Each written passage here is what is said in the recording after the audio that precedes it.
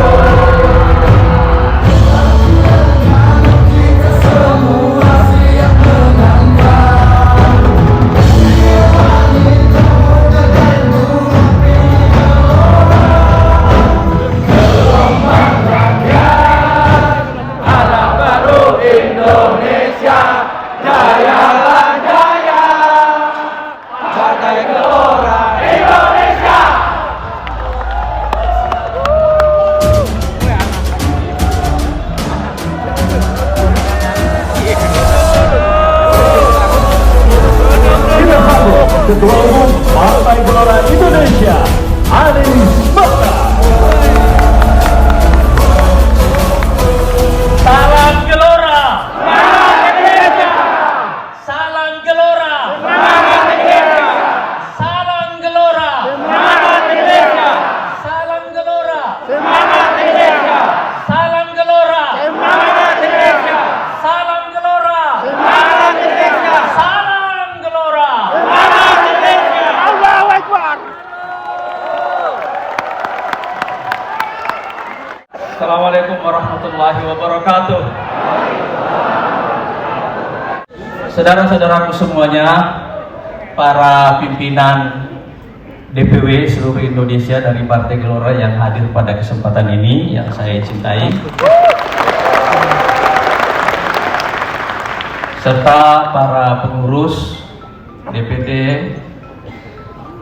dan DPC dari Banten 2, Jakarta, Banten, dan Jawa Barat.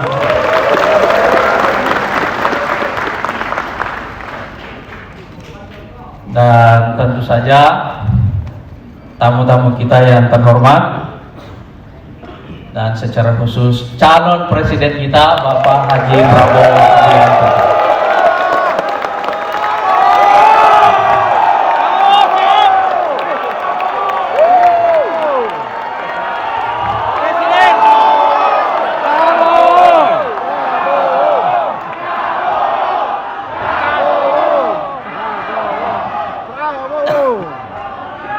Pak Prabowo, inilah Partai Gelora. Ada geloranya. Bersama kita hadir para pimpinan partai koalisi Indonesia Maju, Pak.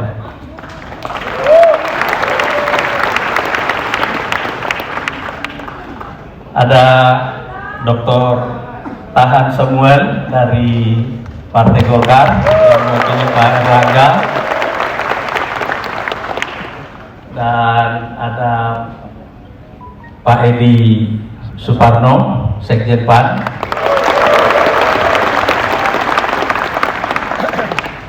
dan ada Profesor Yusril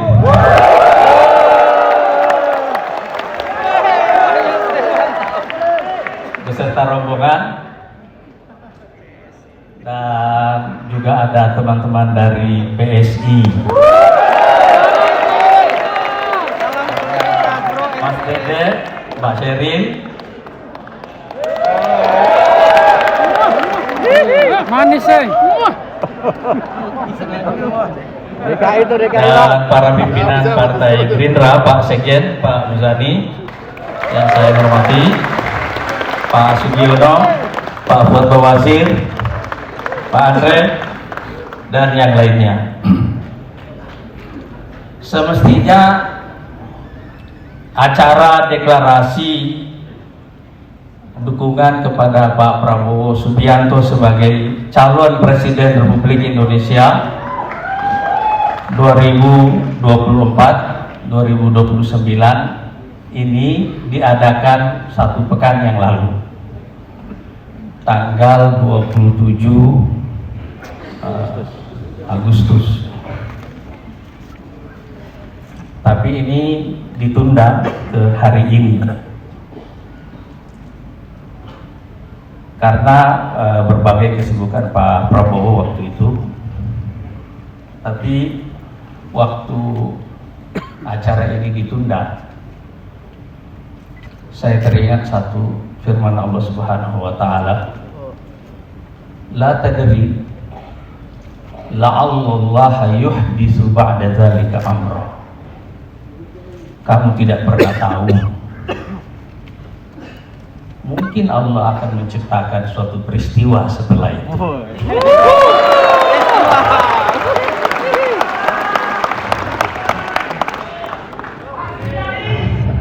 Dan hari ini rasanya bukan hanya kita yang melakukan deklarasi. Hari ini akan ada kemungkinan besar akan ada 2 deklarasi. Hari ini kita menyaksikan satu peristiwa yang sama. Ada yang datang, ada yang pergi dalam koalisi.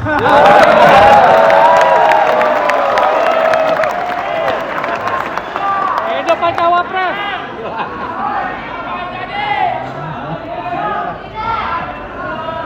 Tapi saya ingin mengatakan ke Pak Prabowo dan teman-teman partai koalisi lainnya, mudah-mudahan yang baru saja datang ini adalah sekutu yang bisa dipercaya.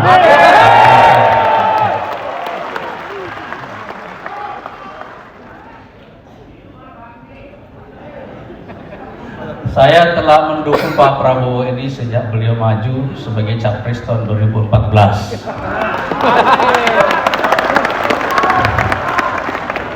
Lalu 2019. Lanjutkan.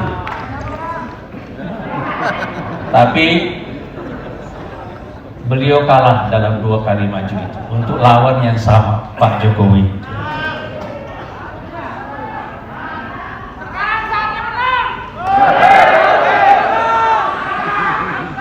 Waktu beliau kalah tahun 2019 yang lalu,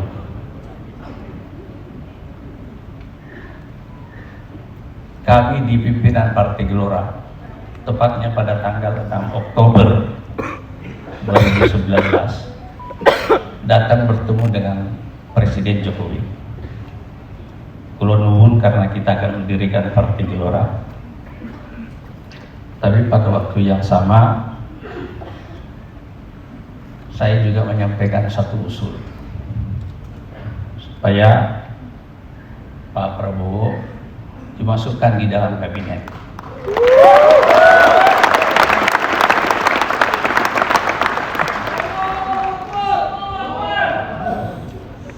Saya bilang, Pak, ini periode kedua Bapak dan akan ada krisis besar yang menimpa dunia.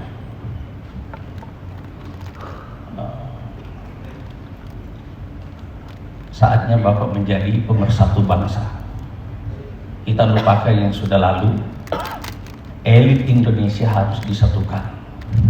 Kalau Bapak bisa merangkul Pak Prabowo, Bapak akan menjadi Bapak bangsa.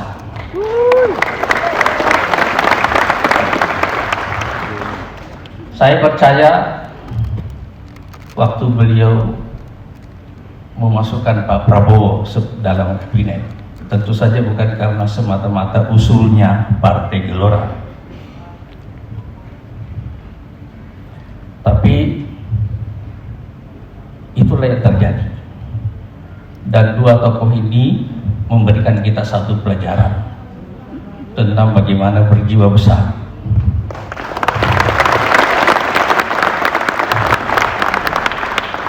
Kerendahan hati, dan itu yang saya lihat dari Pak Prabowo. Beliau sampai pada titik kerendahan hati untuk mau belajar dari lawannya yang telah mengalahkannya. Itulah jiwa besar, itulah kerendahan hati, itulah kearifan, itulah pemimpin.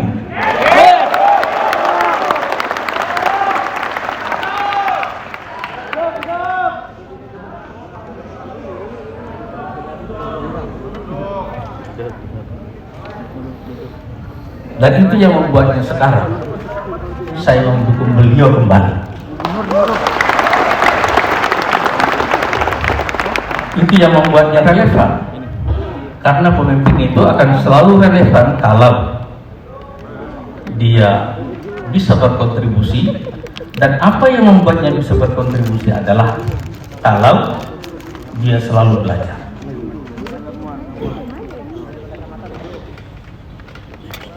Momentum seorang pemimpin menjadi pembelajar itu adalah momentum di mana dia menegaskan bahwa dia akan selamanya relevan bagi bangsanya.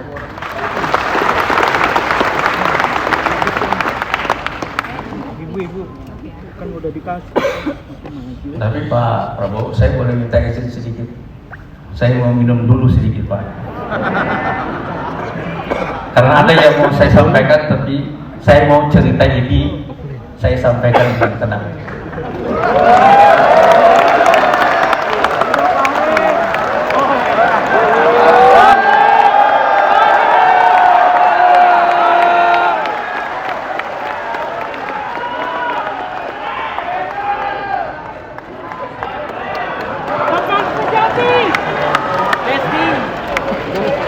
Saya jadi haus, Pak. Cerita Pak Prabowo bersama Pak Jokowi ini mengingatkan saya cerita tentang seorang pemimpin besar dalam sejarah Islam yang nanti menjadi kakek moyang dari Ottoman Empire. Namanya Alep Arslan. Alep Arslan ini adalah seorang pemimpin dan juga militer yang mencatat sejarah kemenangan militer yang luar biasa banyak. Tapi di akhir hidupnya beliau meninggal di tangan tawanannya sendiri. Orang yang sudah ditawan sama dia memprovokasi Alep Arslan dan mengatakan, kamu pengecut, kamu mengalahkan saya dengan pasukanmu, tapi kalau kamu berani, ayo kita duel. Alep Arslan berdiri dan terprovokasi dengan itu. Lalu beliau mendekati orang ini, namanya Yusuf Al-Khawarizmi. Lalu tiba-tiba orang ini menikamnya, karena ternyata walaupun dirantai tapi dia bawa pisau. 4 hari kemudian Alep Arslan meninggal. Sebelum meninggal, beliau bertanya kepada dirinya sendiri, kenapa bisa dia dibunuh oleh tawanannya?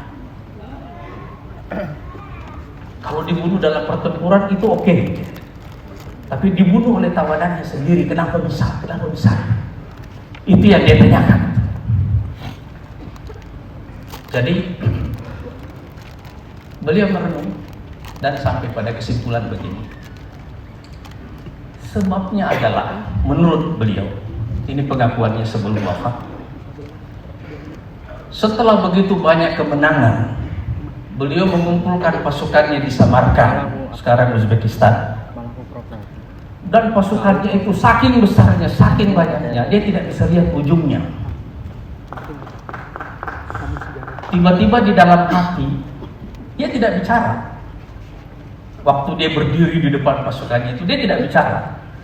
Tetapi tiba-tiba muncul, terbersit dalam hatinya pikiran. Kira-kira siapa lagi yang bisa mengalahkan saya?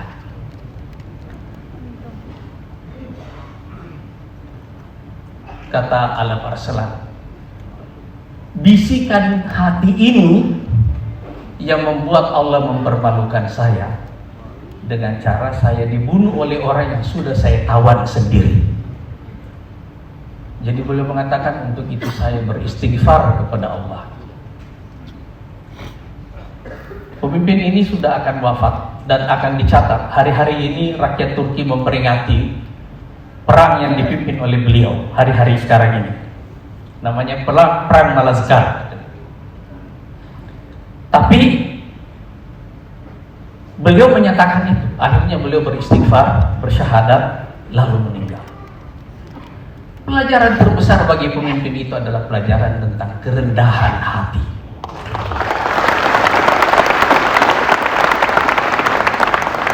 Pak Prabowo adalah orang yang kuat. Tapi sekarang saya mengenalnya dengan nilai tambahan baru dalam kepribadian beliau, yaitu orang kuat yang rendah hati.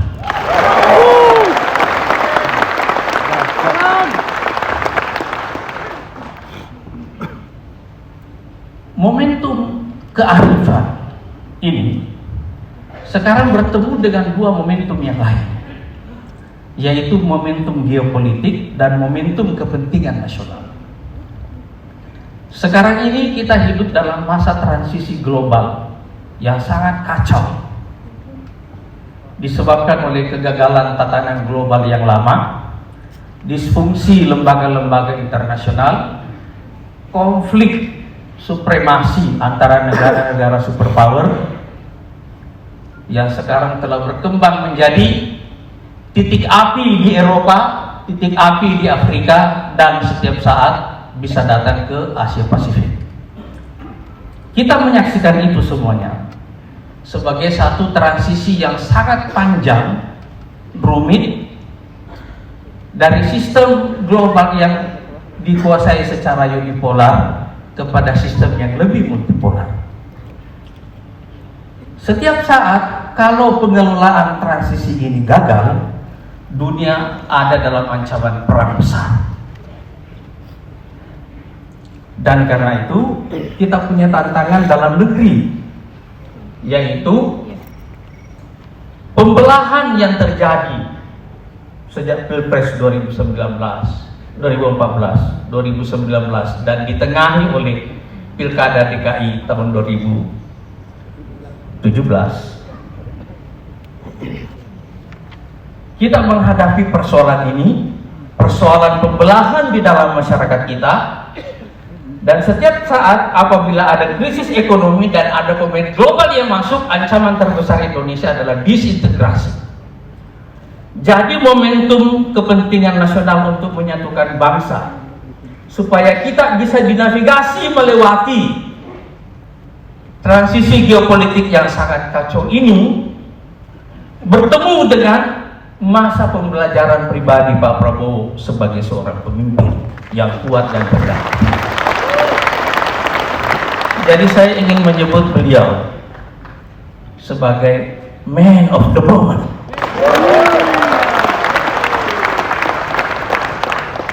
Yang membuat kami di Partai Gelora dan saya kira teman-teman koalisi lainnya untuk mendukung beliau sebagai seorang pemimpin. Partai Gelora ini partai yang lahir di tengah krisis, dan karena itu lahir dengan satu mimpi untuk menjadi solusi bagi krisis itu. Yang paling buruk dalam situasi politik kita adalah kalau kita tidur tanpa mimpi, bangun tanpa rencana. Jadi kita mencari sekutu yang bisa menavigasi Indonesia menjadi negara superpower baru dengan memanfaatkan transisi geopolitik yang rumit ini bukan sebagai ancaman tapi sebagai peluang.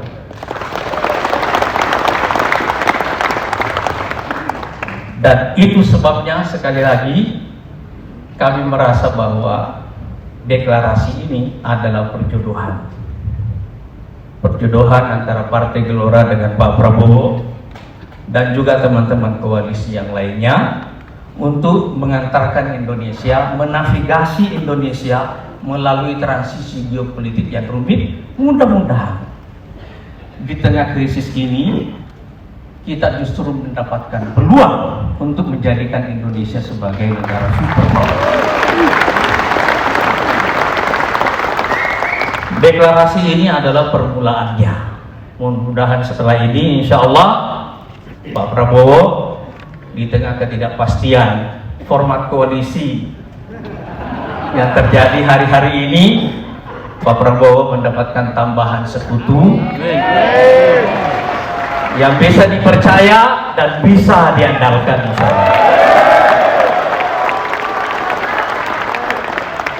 Pak Prabowo, saya ingin menyerahkan surat dukungan Partai Gelora kepada Bapak sebagai calon presiden, dan saya mengundang seluruh teman-teman DPW, ketua DPW untuk naik ke atas dan ketua-ketua bidang di DPR untuk menyerahkan bersama surat dukungan Partai Gelora kepada beliau.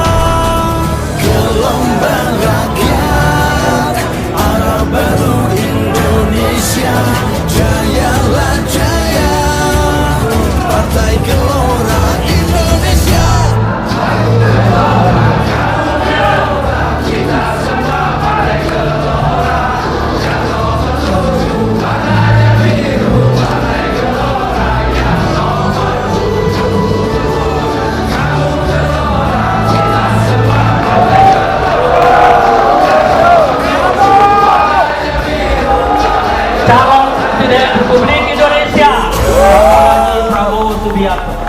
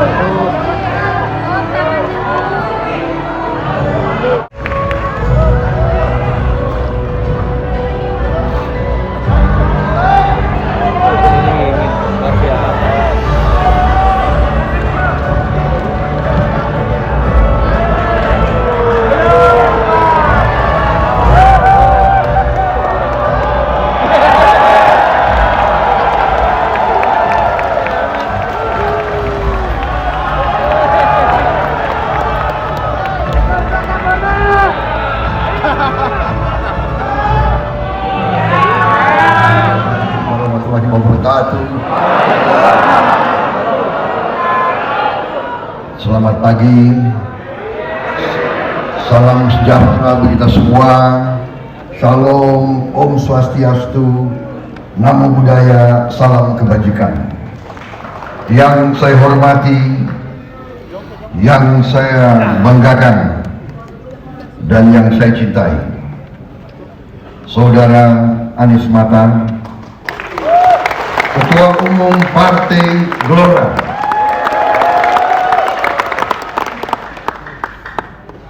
Partai Gelombang Rakyat. Yang saya hormati, saya banggakan, Ketua Umum Partai Bulan Bintang Profesor Dr. Yusril Iza Mahendra, Ketua Umum Partai Bulan Bintang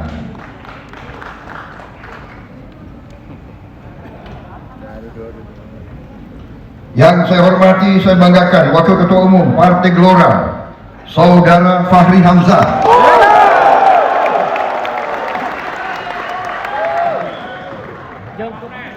Sekretaris Jenderal Partai Amanat Nasional Saudara Edi Suparno, yang mewakili Ketua Umum Partai Golongan Karya Saudara Tahan Samuel, Sekretaris Jenderal Partai Gerindra beserta jajarannya Saudara Ahmad Muzani, hadir Saudara Sugiono, hadir juga Pak Fuad Bawazir, hadir Saudara Andre Roswandi, Ketua DPD Sumatera Barat, hadir tadi mana Wagub DKI apa?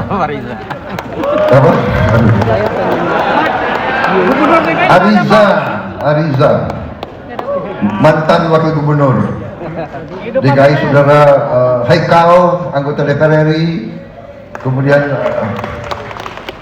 Ibu Susi, kemudian Wakil Ketua Umum, kemudian Wakil Ketua Dewan Pembina kita, Komisaris Jenderal Polisi Purnawirawan Iwan Bule,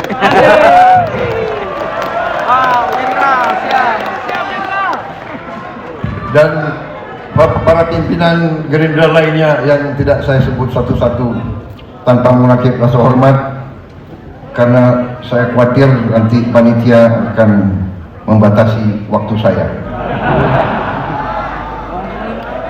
Saudara-saudara sekalian, saya buka dengan pantun. Asik. Oh, adik-adikku dari PSI. Sorry. Ini kok saya nggak buka halaman kedua ini. Sorry, ini salah saya ini. Aduh.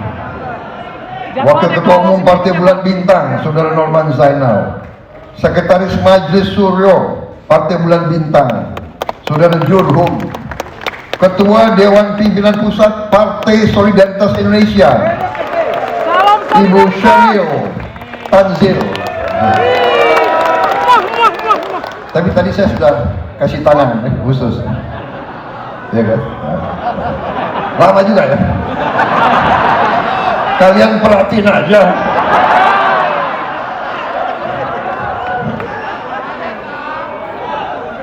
Lagi ya deh, clear. Jadi grogi saya. Asik. Kalau ketemu PSI kok jadi grogi. Kalau banyak yang ngambek gara-gara ketulas kabur.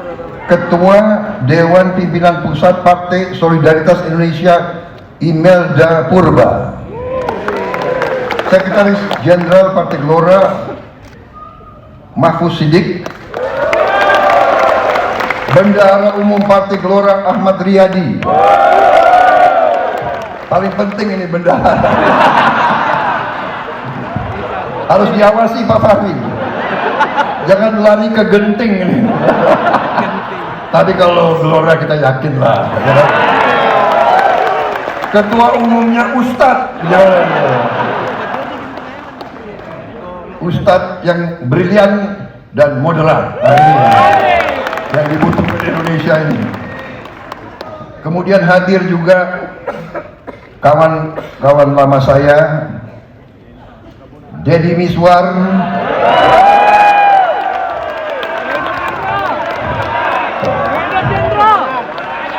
saya lebih kenal dengan nama Naga Bonar.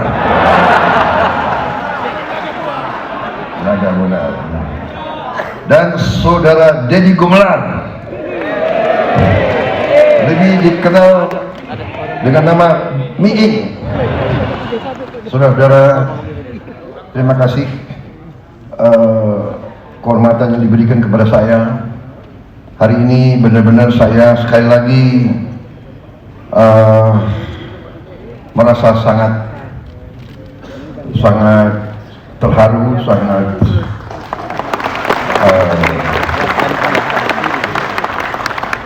sangat diberi kepercayaan besar oleh kawan-kawan kita, saudara-saudara saya dari Partai Gelora, yang sebelumnya saya menerima dukungan berturut-turut dari berbagai partai-partai besar di Indonesia, tokoh-tokoh bersejarah, ya kan, yang menaruh harapan kepada saya. Saudara-saudara sekalian, kita berpolitik.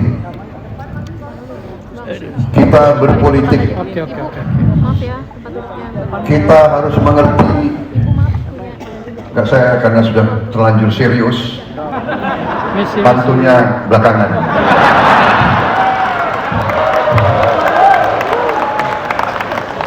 Tapi kalian harus tanggung risiko ya. Saya ada 13 pantun. Saudara-saudara sekalian, kita berkumpul di sini pada hari libur. Kita berpolitik. Berpolitik dalam arti yang murni, dalam arti yang terbaik. Artinya kalau kita belajar di sekolah, berpolitik itu adalah keinginan, kehendak untuk memperbaiki kehidupan rakyat dan masyarakat. Itu arti berpolitik, saudara-saudara. Tentunya nantinya berpolitik itu berurusan dengan kekuasaan. Saudara-saudara, berpolitik itu di ujungnya adalah urusan memberi dan membagi kekuasaan. Saudara-saudara sekalian, kalau kita ingin berpolitik, niat kita harus tadi, niat yang benar, niat yang baik. Kita ingin memperbaiki kehidupan rakyat. Karena itu, Saudara Anies Mata, Saudara Yusril, Saudara Edi Suparno, semua ini, kalian semua, kalian di sini, kalian bisa enak-enak di rumah, kalian mau ke sini dari jauh, dari Papua semua, kalian berkorban waktu, saudara-saudara. Uang bisa dicari, semua bisa dicari, waktu tidak bisa dicari. Tapi saudara-saudara berkorban waktu. Saudara-saudara kita semua, kita berpolitik dalam pengertian keinginan memperbaiki kehidupan rakyat kita. Tapi saudara-saudara harus paham bahwa manusia punya kelemahan dan kekuasaan itu menggoda. Kekuasaan itu menggoda. Ada pelajaran, ada bium. Kekuasaan condong membuat orang korup. Kekuasaan yang besar membuat condong memungkinkan orang menjadi korup secara besar-besaran. Kekuasaan yang absolut membuat dia condong bisa korup secara absolut. Jadi kita sebagai anak bangsa Indonesia, kita sebagai insan hamba Tuhan, kita harus paham, kita ingin berkuasa. Kita ingin berkuasa. Jangan dipelintir, ya, diutur, rekam ucapan saya. Jangan dipelintir, nanti dipotong. Prabowo ingin berkuasa. Anies Mata ingin berkuasa. Yusril ingin berkuasa. Iya, kita ingin berkuasa dengan seizin rakyat kita. Kita ingin berkuasa untuk berbuat baik. Kita ingin berkuasa untuk menghilangkan kemiskinan dari bumi Indonesia. Kita ingin berkuasa untuk menghilangkan korupsi dari bumi Indonesia.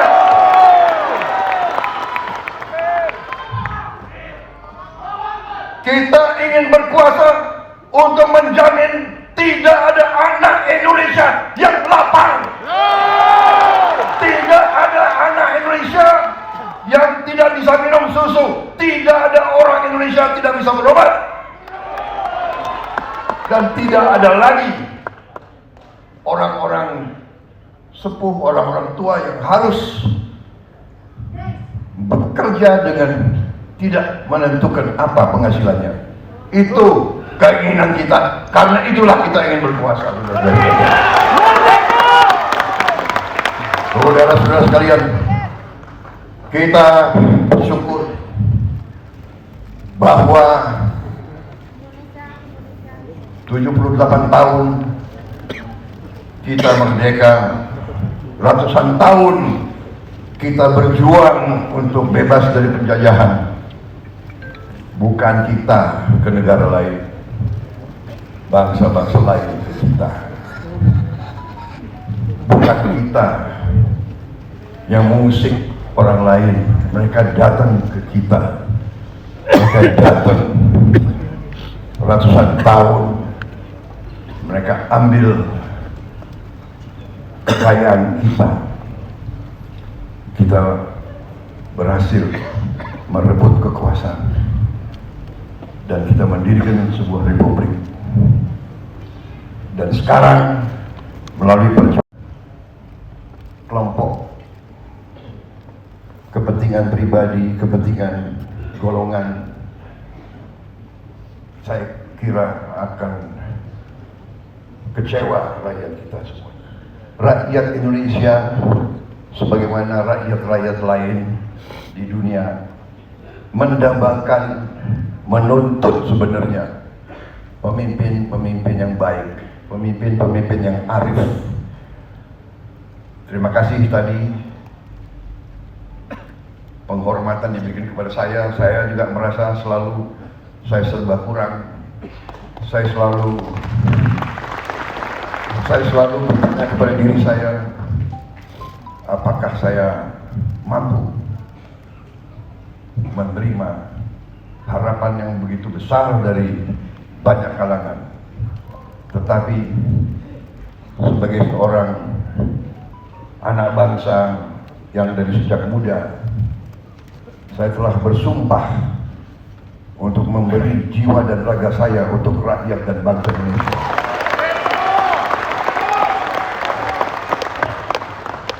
Karena itulah saya terus berjuang. Karena itulah saya hari ini datang. Saya berani menerima dukungan saudara-saudara. Seorang pejuang politik agak berbeda sedikit dengan hanya sekedar politisi. Saya percaya dari sepak terjang kawan-kawan saya yang saya lihat di sini, karena saya kenal cukup lama. Saya Pak Anies Mata saya kenal lama, Fahri Hamzah lebih lama lagi. Dari sejak menjadi mahasiswa, anak muda, ya, yang rodo-rodo, dulu sering provokasi, tapi sekarang masih rodo provokator. Tapi saya lihat ada benang, ada suatu idealisme, ada suatu cita-cita. Saya kenal Pak Yusril, saya kenal ini kawan-kawan lama semua, saya kenal lama. Ada cita-cita, ada kehendak, ingin berbuat yang baik, ingin memperbaiki yang kurang baik. Ini yang saya lihat, dan karena itu saya berani menerima dukungan saudara. Sebagaimana saya menerima dukungan dari partai-partai lain yang saya pernah anggapkan dukungan itu memang ikhlas dan tulus. Tapi saudara-saudara, memang yang maha besar, maha kuasa selalu memberi kepada kita petunjuk-petunjuk dan membuat kita belajar terus. Jadi saya terus terang saja, benar. Di mana-mana saya katakan profesi saya tadinya diutamakan di bidang pertahanan, keamanan. Jadi kalau soal pertahanan, soal militer, soal perang, Prabowo Subianto masih bisa ngajar lah. Kadang-kadang junior saya yang masih aktif kaget, saya masih bisa ngajar taktik regu, taktik peleton masih saya bisa ngajar. Tapi kalau politik memang saya harus banyak belajar. Terus saya belajar, sampai hari-hari ini pun saya belajar. Di bidang politik, kita tidur malam, apa itu, hati kita kadang-kadang deg-deg. Apa terjadi besok pagi? Tapi karena kita sudah banyak mengalami dan kita kembali semua, kita pasrah, kita jalankan apa yang kita merasa itu benar. Saudara-saudara sekalian, jadi koalisi kita ya di ujungnya, oke, nama masih bisa kita atur-atur kan, what's in a name kan, benar nggak? Tapi logika saya itu nama yang baik karena kita berada di jajaran timnya Pak yang dipimpin selama ini oleh Pak Joko Widodo. Kita percaya beliau meletakkan dasar-dasar yang baik untuk ekonomi ke depan, ya kan? Saya sejak saya menjadi menteri dalam kabinet beliau, saya hadir setiap kabinet, saya diskusi, saya melihat arah pemikiran beliau, arah kebijakan beliau. Saya yakin itu adalah semua didasarkan atas komitmen beliau untuk tanah air, nasionalisme beliau, cinta tanah air beliau, keberpihakan beliau kepada orang miskin, orang kecil. Jadi saya dengan dasar itu, ya saya merasa terserah. Dulu mungkin kita rival, tapi sekarang kita harus kerjasama demi kepentingan rakyat kita. Karena yang saya belajar dari sejarah, tidak mungkin ada kemakmuran tanpa perdamaian. Tidak mungkin. Saya ahli, saya belajar sejarah perang. Tidak ada kemakmuran. There is no prosperity without peace. Dan perdamaian itu bukan hadiah bukan durian jatuh dari pohon. Bukan hadiah dari perdamaian, adalah upaya kita, terutama upaya pemimpin-pemimpin untuk mencapai perdamaian.